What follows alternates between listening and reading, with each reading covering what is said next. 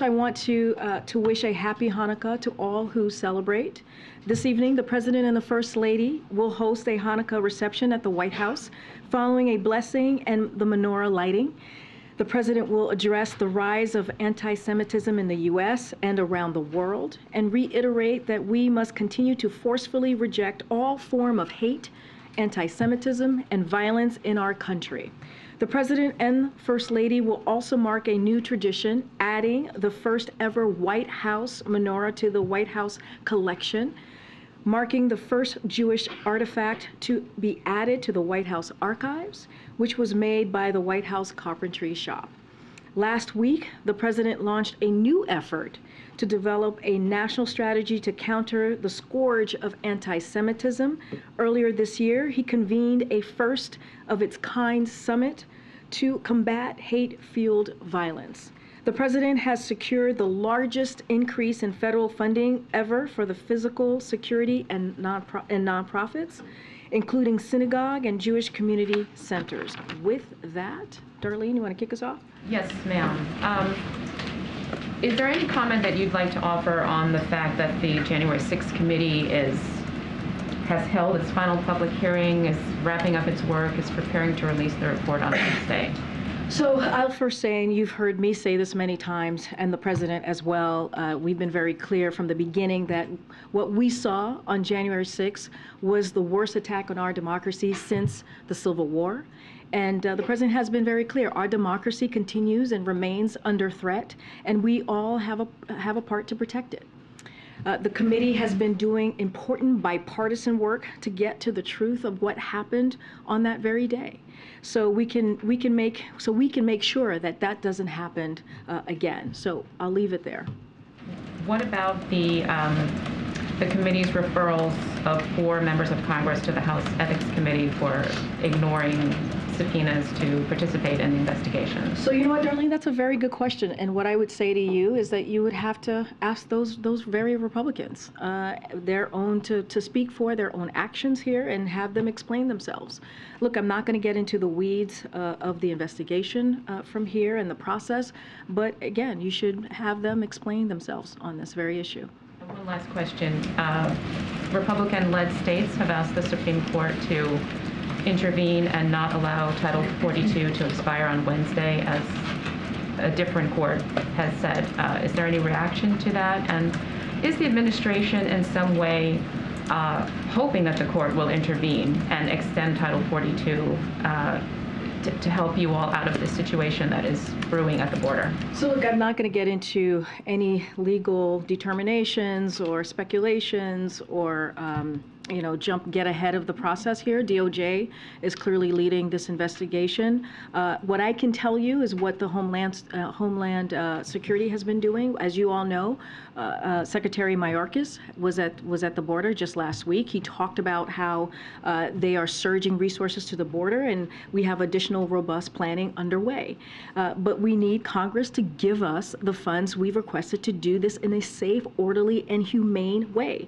And here's the thing: if Republican Congress are serious about protecting the border, if they are serious about securing the border, if they are serious about the challenges that we're currently seeing, that they should be able to get involved here and make sure that the men and women of the Department of Homeland Security have the resources they need, they are going to need to do their jobs. I know you guys are seeing some charts behind me, but again, just listing out, this is what is needed. This is what we're asking, that $3.5 billion of funding requests that we're asking of Congress.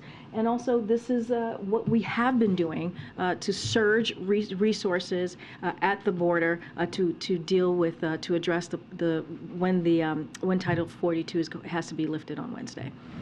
To follow on that, the mayor of El Paso said over the weekend that the influx of migrants on Wednesday will be incredible. He said it will be huge, and that they're not prepared to deal with it with the current resources that they have. So, you have the chart up here, but, can you walk us through what the plan is to help that city? Absolutely. So let me just give you what the DHS is doing, and this includes making sure that we give assistance to those very cities like El Paso. For example, DHS has deployed additional agents and processing capabilities to El Paso, and 23,000 agents are working to secure the southern border. Let's not forget those 23,000 agents is a historic number, and that's because of the work that this president has done. And so that's the most ever that we've ever seen doing this work. And it's in addition to nearly 1,000 Border Patrol processing coordinators, DHS has also put in place technologies like linear ground detection systems and automated surveillance towers, and is increasing security at ports of entry. They're also adding 10 soft-sided CBP holding facilities. But again, we need Congress to provide us the additional resources we've requested to do this in a safe, orderly, and humane way. If they are serious, Republicans in Congress are serious about securing the border, then they should assist in making sure the men and women at the DHS have what they need to get this done. You mentioned surging resources. I had asked you in September specifically about El Paso, and you had said at the time that DHS, the administration, was surging resources to the region, working to quickly decompress the area. Has that surge of resources been maintained for the last several months? And is that sustainable? Now if you're talking about another surge of resources, is that on top of what had already been done in September? And how long can you keep doing a surge like that? So a couple of things. I mean, that's one of the reasons we're asking for additional funding, that $3.5 billion. And look, that scale up air and ground transportation capabilities to move migrants from processing to less crowded Border Patrol sectors and quickly remove them if they don't have a legal basis to remain, as set up additional CBP funding, holding facilities, and speed up the processing time so individuals can have their asylum claims heard faster, hire more than 300 additional agents to join our force of 23,000 agents working to secure the border, secure additional technologies and equipment like automated processing systems, law enforcement radios, upgraded surveillance and inspection technologies, and much more. Increased support for border cities and towns like El Paso. Look, this is why we're asking Congress for this additional funding. Again, if Republicans in Congress are serious, if they want to help the men and women at the DHS, they certainly will assist and get this funding to us to get this additional support and resources to the men and women at DHS. Karine, is the Biden administration looking at sending migrants to Mexico via the expedited removal process if Title 42 ends?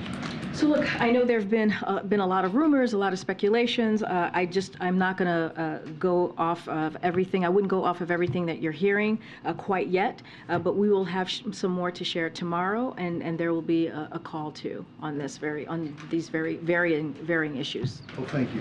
And there's estimates of 50,000 migrants in Mexico waiting to cross if Title 42 ends. Is that accurate, and would that overwhelm the Border Patrol? So look, I don't have a number for you at this time. What I can say is that we know smugglers will try to spread misinformation to take advantage of these vulnerable migrants. But I want to be very clear here. The fact is that the removal of Title 42 does not mean the border is open.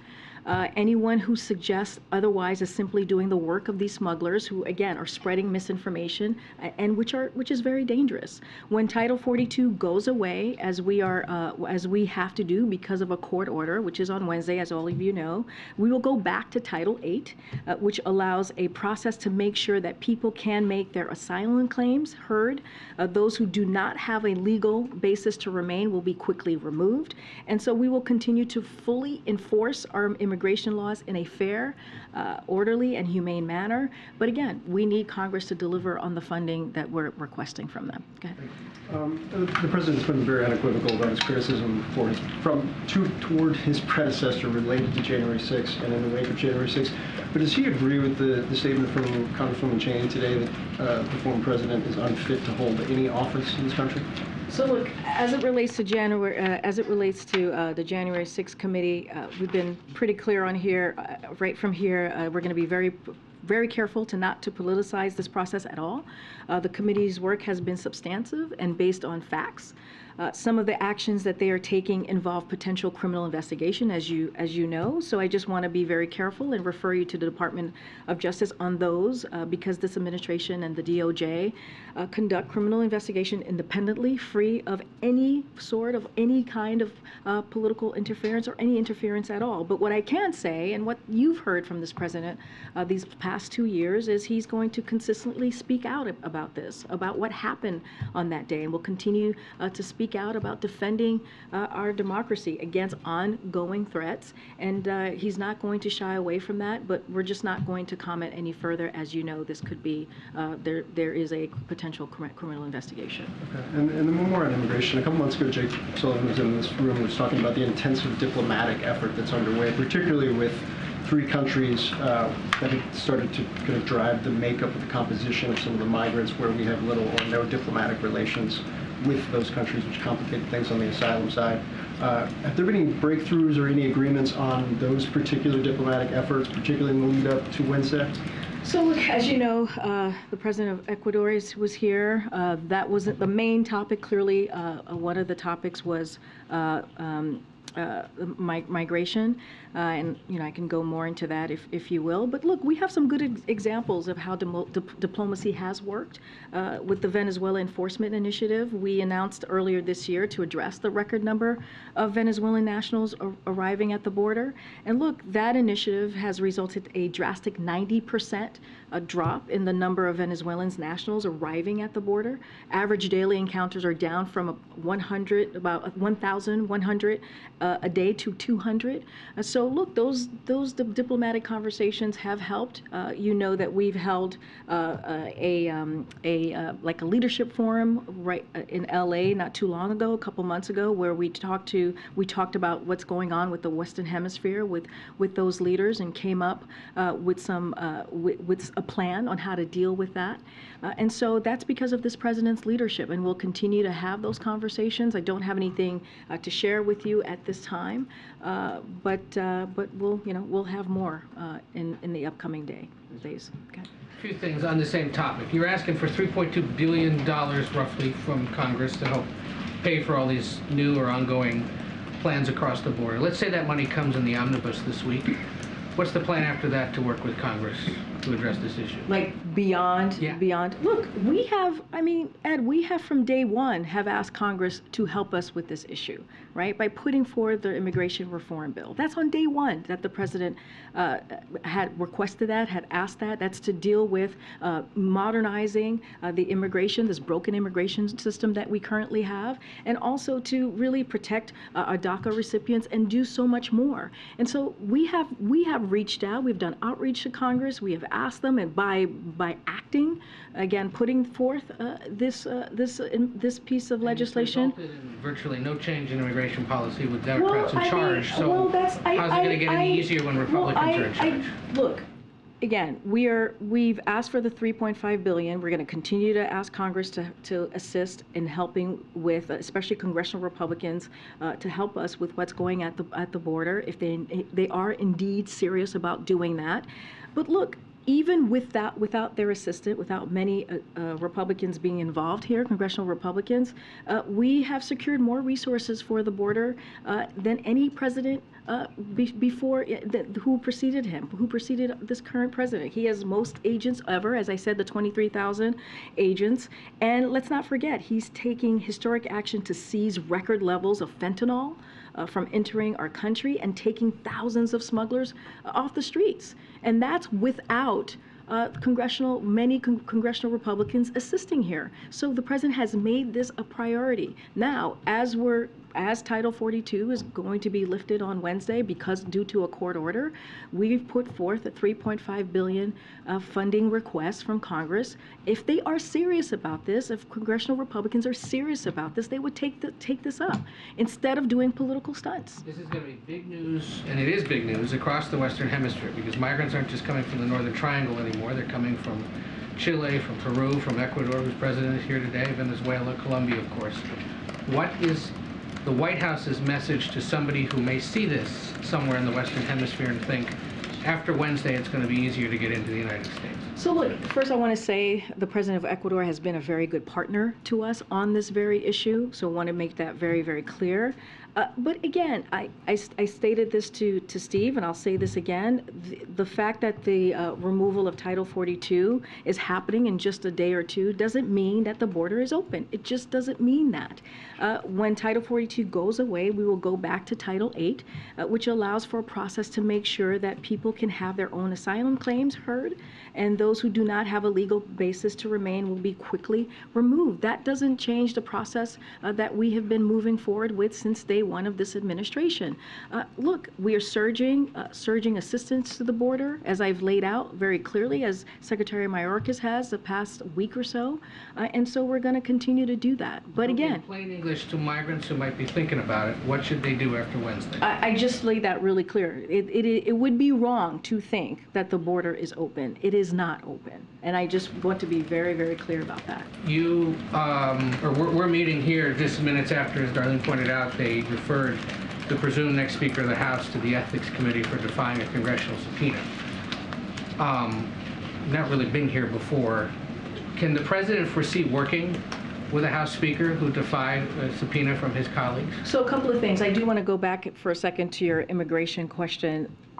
One of the reasons that I want to be very clear that to folks that the border is not open and we will remove using Title 8 is because by not being very clear on that, we are doing the work of the smugglers who are going to put forth misinformation. So we want to be very clear on that piece. Look, the president has said from the, as you know, the president, when he was president, when he was vice president, when he was a senator, he has always been willing to work across the aisle to get things done on behalf of the American people. He said this right after the midterms. We were very clear that we want to continue to work in a bipartisan way. We've gotten more than 200 bills signed by this president that were bipartisan bills. And let's not forget the historic pieces of legislation.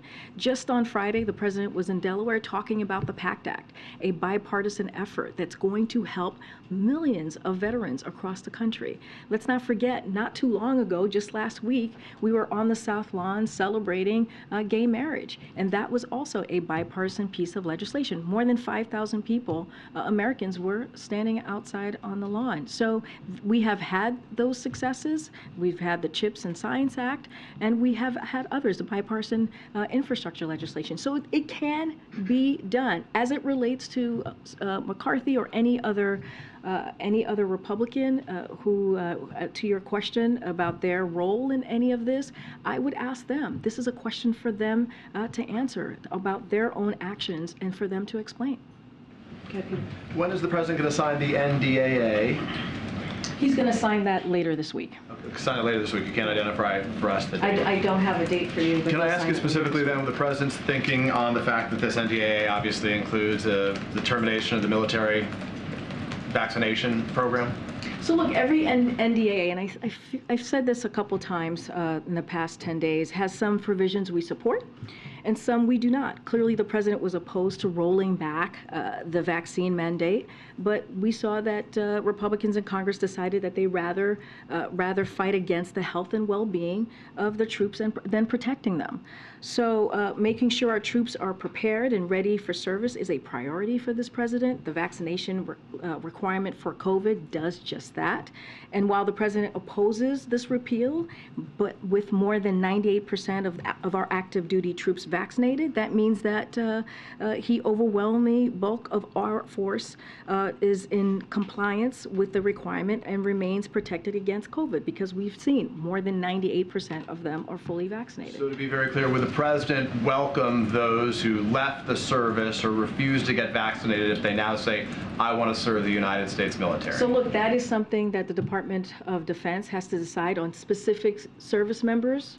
What I can tell you, look, that again, they have a process on how that runs. The Department of Defense, we will let them run that process. What we can say is that, you know, the president, as I mentioned, he's going to sign the NDAA. He was very clear. I was very clear from here about how, you know, how he opposed the fact that congressional Republicans removed a vaccination mandate from that piece of legislation. Let me ask you one more question just to punctuate what we've been saying about what happened on the Hill today. Obviously, we're getting the executive executive summary, getting new details about all of this. I know you don't want to interfere in any form with what the Department of Justice is going to decide, but the fundamental motivation for the president running for office was, as he described it, this battle for the soul of the nation. About 964 people, as I have counted so far, I think is the latest number, have been charged for their role as rioters. But we heard from Jamie Raskin today, ours is not a system of government where foot soldiers go to jail and masterminds and ringleaders get a free pass. If no, quote, masterminds or ringleaders are charged, how does the president sort of view the status of this battle for the soul of the nation? So I'm certainly not going to get ahead of any legal outcome that may come out of it. But look, with the president, I said this just moments ago. He believes that our democracy is still under attack, and that we have to do everything that we can to protect it. He gave two very important speeches on our democracy and where we stand today. And so he believes we have to do everything to protect it. And not only does he believe that, but majority of Americans who exercise their right to vote during the midterms believe the same as well. And so, again, we have to do everything that we can to protect it. That's what the president believes. He's going to continue to speak to this. And, you know, what we saw on January 6th, as the president has said, it was an attack on our democracy. It was the worst attack on our democracy since Civil War. Yeah. Just a question on migration. The president tasked the vice president with studying and working on the root causes of some of these issues. I'm wondering if there's any update from this side of the White House on what she's been doing and what she will continue to do as we're expecting an influx at the border after Wednesday. As you know, the president appreciates the partnership that he has with the vice president. You're right, that has been her charge to work in a diplomatic way in finding the root causes of migration. I don't have anything to lay out specifically on what that work looks like, but again, we appreciate her partnership, and I would probably refer you to her office on anything specific on the work that she's doing. Okay, and then on another topic, the president said when he was in Nantucket that he will be getting his physical before the end of the year.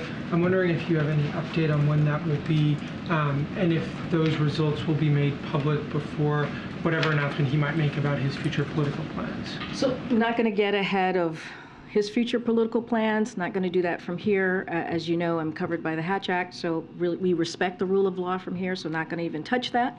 But what I can say, and I've said this before, the president is in good health and maintains an active lifestyle, as his doctors have said, and as a number of independent experts also told the New York Times and others, just to highlight that for a second. He will have a physical in the upcoming months, and the results will be released like they were most recently in the same way, and we will be transparent. So is it still the case, as he told reporters in Nantucket, that he'll be getting it before the end of the year, or has that timeline changed? I just don't have a specific timeline. All I can tell you is that in the incoming months, he will have a physical, and we will certainly release those results in a transparent way, just like we did last year. That hasn't changed. I know you've been asked about this before, but just yesterday, Representative Cuellar told Face the Nation that he wants to see President Biden go to the border. He said it doesn't have to be for a photo op, but a leader has to show images of being up.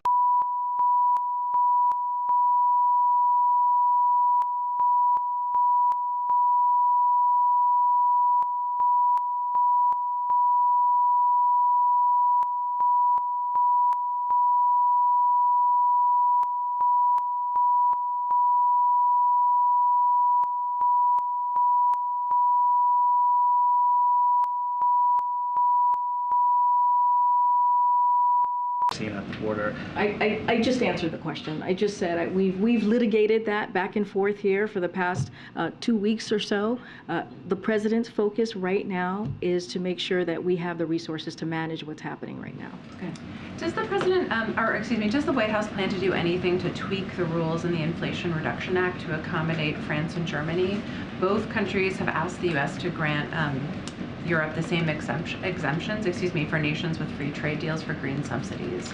Don't have anything here to share than what I've said probably about a month or so ago. We are talking to our European allies about the exceptions that they or the issues that they may have. Just don't have anything to share at this time. France and Germany sort of re-upped those requests within the last 2 days. I'm just wondering, has the White House responded yet, either publicly or privately? I don't have anything to share with you on a response, but it is a conversations that we have been having with our European counterparts.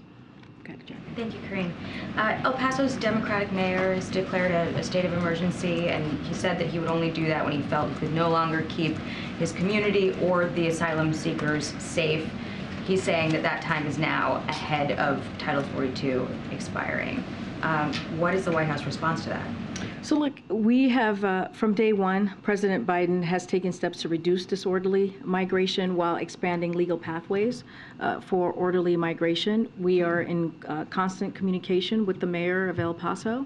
And look, I've talked about the Venezuelan enforcement initiative that's helped drop the migration, which is, as you know, an initiative, a drastic 90% drop. And we're going to continue to do that work. Look, we're surging resources to the border. We're going to continue to do the work that is needed. We saw from the graphs what that looked like, what the resources were. We're going to ask for the additional funding, the $3.5 billion additional funding requests from Congress, and we want to make sure that we're really truly addressing this challenge. Again, the 23,000 agents that we're currently seeing at the border, that is because of the work that this president has done, and these are, this is a historic number of agents that we see at the border. Again, we're going to continue to ask for additional funding from Congress to assist us in dealing with this challenge at this time. The resources, though, that you'd laid out at the top, specifically in El Paso, there's video that was just released by one Republican member of Congress to show that it's really not making a difference. There was one border patrol facility on Friday. He says there are 4,600 migrants in that facility. Its capacity is 1,040. And we're still, Title 42 is still in place they're at 4 times their capacity right now. So is the view that this is working, that those resources are working, that you guys have said are from the work of this president is that sufficient? Is it working? I mean, we're asking for $3.5 billion in additional funding to help us, right, with the challenges that we're seeing. So if congressional Republicans are serious about this, serious about dealing with the challenges that we're currently seeing, then they would assist in making sure the men and the women of the DHS has the resources that they need. In the meantime, the Department of Homeland Security is surging resources to the border and have additional robust planning efforts underway. And so, again, we're asking for additional funding. We are surging resources. But if they truly, truly want to assist, instead of doing political ploys like they have been for the past several months, they will, adhere to our funding request that we've put forward. A little bit to Ed's question, though, this push from the podium to get Republicans to send more resources to the border. A lot of them say that, they hesitate to throw more money at a problem. The Homeland Security Secretary saying that the border is secure, and some of the people who'd have to vote on that bill also don't have a lot of details on what's in it and where that money goes. But all that aside, if you're saying that Republicans aren't doing the work to get this done, and then you have someone like Joe Manchin saying, well, the president has the ability to ask for an extension. He should be asking for an extension because we're at this point where you've got a deadline and a crisis. Is that within the president's authority to do that? So look, we remained under a court order to lift Title 42. That is a court order. That is a court order that is telling us to lift Title 42, and we're going to comply because we follow the rule of law. But the administration sought to lift it. But it is a court order. But that started by you guys. It was a court order that has been provided to us, and so now we have to comply, and that is we have to comply by December 21st. It is a law that has been put forward. Don't support lifting What I'm Title saying 42? is that, what I'm saying that it is a court order that has been presented to us that we are going to comply with. So you've asked a couple of questions, and I'm going to answer them if you give me a second. So in the funding request, the $3.5 billion, I've already listed them out, happy to do them again. You scale up, we want to scale up air and ground transportation capabilities to move migrants to processing to less crowded border patrol sectors and quickly remove them if they don't have a legal basis to remain. Set up an additional CBP holding facilities and speed up the processing time so individuals can have their asylum claims heard faster. Hire more than 300 additional agents to join our force of 23,000 agents working to secure the border. 23,000, that is historic. We've not seen that before. And again, that is because of the work that this president has done, giving historic fundings to the Department of Homeland Security. Secure additional technologies and equipment like automated processing system, law enforcement radios, upgraded surveillance and inspection technologies, and more. Increase support for border cities and towns like El Paso. So the $3.5 billion, there is a plan for it. There is a way forward in getting the resources that the men and women of the Department of Homeland Security need to do the work at the border. But what we have been hearing from Republicans and seeing from Republicans in Congress is political ploys. They're not assisting. They're not offering any assistance. Many of them are not. And so we are asking right now, if they are serious about this, they are serious about dealing with the challenges, then they would adhere to our funding request. And I want to be really careful. Again, look, Title 42 is going to be lifted. Yes, it will. But we are going to move to Title 8. The border is not open. And so I want to be very clear about that, because we were doing the smuggler's job if we spread misinformation. And so, again, just want to be very clear about that, and so I'm going to move on. Okay. Karine, with regards to Manchin, just to put a fine point on it, because he did go on to say that I think the administration is doing that or will do that with regards to an extension. There are no plans to ask for any sort of an extension. Is that what you're saying? What I can tell you is we are required by court order to lift Title 42. That's December 21st, and we're going to comply with that order. Any other additional questions about any legal actions, I would refer you to Department of Justice. And you've said that the border is not open. You said that a couple times. Will the president deliver that message in person next month in Mexico at the North American Leaders Summit? Again, I don't even have a trip to announce at this time today. All I can tell you is that we are in plans and conversations, so don't even have anything to confirm to speak to a hypothetical. Go ahead. President Putin traveled to Belarus today. Does the administration have any concerns that there might be additional collaboration between the two countries?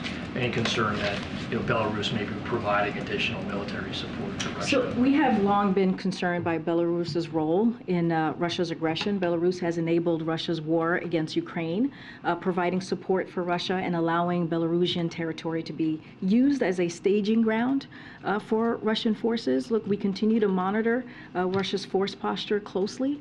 That's something that we have been doing and will continue to do, including in Belarus, and remain in close contact with Ukraine as they valiantly defend themselves against Russia aggression. So we're continuing to do that. China acknowledged their first 2 COVID-19 deaths since they changed their strict pandemic control policies. Does the administration have any concerns that this change could affect the global supply chain, the global economy, and has the U.S. been in touch with China? So I don't have anything to read out on any conversation with China. Clearly, all of these things as it relates to the economy, we keep a close eye on. But as you know, we are just not going to comment on China's policy. What we're focusing on right now is making sure that that Americans across the country get the new vaccine. We know the tools that work to protect us from COVID, and so we're going to continue to speak directly to the American people on what those tools are. And again, we encourage Americans to get that new vaccine, especially ahead of the holidays. Yeah. Okay. I'll come to the back second. Okay. You mentioned that the president has been in touch with the mayor of El Paso, but has he talked? No, I said we've been in touch with the mayor. Have you been in touch with any of the border state governors? I don't have any calls or readouts to provide on any particular conversations, but because we have an intergovernmental affairs shop, and clearly they tend to be in close touch with mayors and governors across the country country just don't have anything to provide for you at this time. Hunter?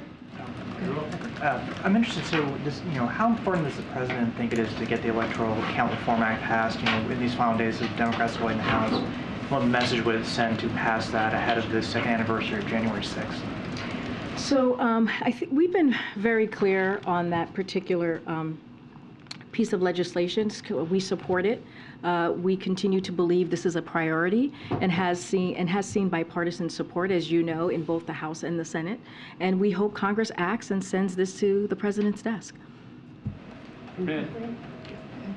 Thanks, Karine. Oh, you want to go first? I'll go next. Thank you so much. Yeah. Karine, I have two questions. So follow up on the COVID in China. Dr. Fauci has said that he worries about the new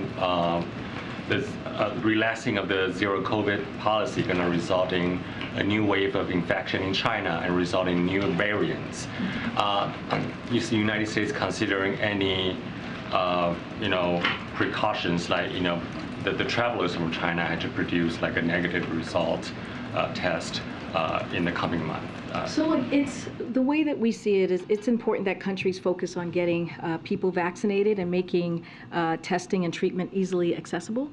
And so we continue to carefully monitor the state of the pandemic globally so that we can continue to stay ahead of it. We've always heard us say that we want to be 1 foot ahead. And so don't have anything more to share on any specific, policy as it relates to China. Second question. So on the same day when Twitter banned several journalists' accounts last week, and one of the Chinese human rights activists was also, who's based in Seattle, her Twitter accounts were also banned and without any warning. So does the White House worry about this trend to reporters and activists, the voices being affected on the internet? You're talking, say that one more time. Yes, so her name is Wang Qipeng. She's a Chinese human rights activist based in Seattle. And at the same day of all, a lot of our colleagues here, including VOA's Steve Herman, was banned. Her account was permanently suspended without a warning. So, like the reporters and human rights activists, their voices being affected on the internet. Is that a trend that the White House is worrying about? So social media companies, they make their own independent decisions about content moderation, but our support for free speech and free press is well documented. Twitter, as you know, is a private company, and they will make their own decision on content moderation. But our support, again, for free press and free speech has been well documented, and so I'll leave it there. Karine, could I go? Oh, go ahead. Thanks. I wanted to ask there's about 100 nominees that are under consideration in the Senate that have not yet been confirmed this year. What's the plan going into next Congress if you can't get them all confirmed this week?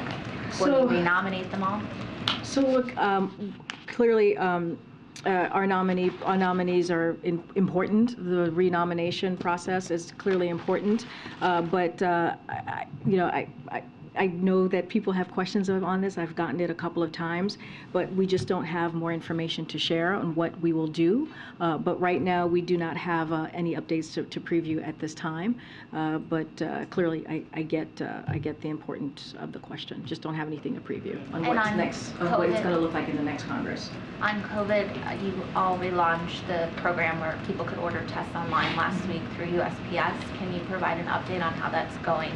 And when's the plan to close that? How long do people have to order? That's a good question. Let me check in with Dr. Jha's team. I know that it's been very successful. I think there was a pretty high number of folks requesting for testing. I don't want to get ahead without checking in with him on the exact number, but it has been, very successful.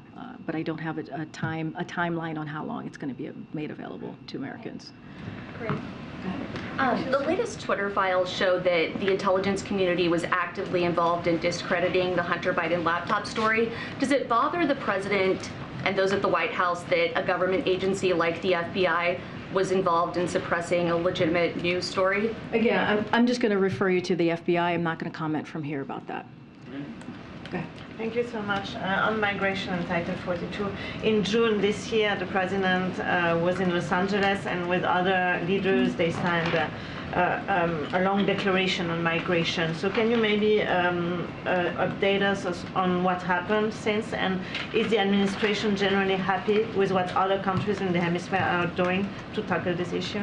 So look, we had a very good, as you know, very good meeting with those 19 or 20 countries from the Western Hemisphere, and as you said, laid out, Ariel, a declaration. Look, we met with the president. Has had a very good relationship. President of Ecuador was here. They've been a very good partner on dealing with the migration issue. We've talked about the Venezuela initiative. So there has been some progress on how we're moving forward with the Western Hemisphere and the migration issue that we're dealing with. But look, you know, we're going to continue to have that diplomacy, and that is something. The reason that we have seen the success, the reason that we've seen that 90% drop in Venezuelans coming into the country is because of the president's leadership on this. Hey, Karine. Jamie Raskin, when he was doing the criminal referral in the House today, he brought up the Insurrection Act and its prohibition on people being disqualified from future office. My question is, does the White House think that that would apply to the presidency, and are there any concerns about having prosecutors make a decision that in theory could have a... Can you say that again? So Jamie Raskin did a criminal referral of Trump and others, and he brought up the Insurrection Act, and it bars people from holding future professional office, any major office in the U.S.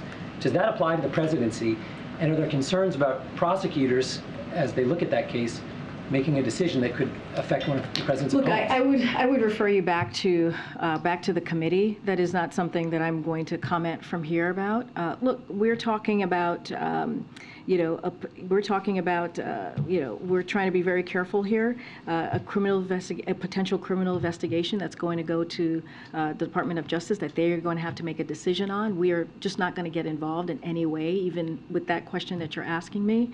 Just going to be very, very, very, very careful here. We don't want to interfere in any political way, and we're just not going to do that in this administration. But I would refer you with that specific question that the congressman made. The statement that he made, I would refer you to him. In that case, just on immigration, with a quick one on that. It sounds like you're teasing some policy announcements for tomorrow. Would that be an executive order? And are you looking at expanding the people able to apply for asylum online and fly into the country? Just not going to get ahead of any potential announcement. I would just say, stay tuned, and we'll likely have a call on it. Okay. Karine, Texas Governor Abbott said that if Title 42 expires, that the border would be, quote, total chaos. Is that a correct assessment, or what's your response to that? Here, what I can say, and I've answered this question many which ways from your colleagues today, what I can say is that Department of Homeland Security is surging resources at the border at this time, and we have additional robust planning efforts underway.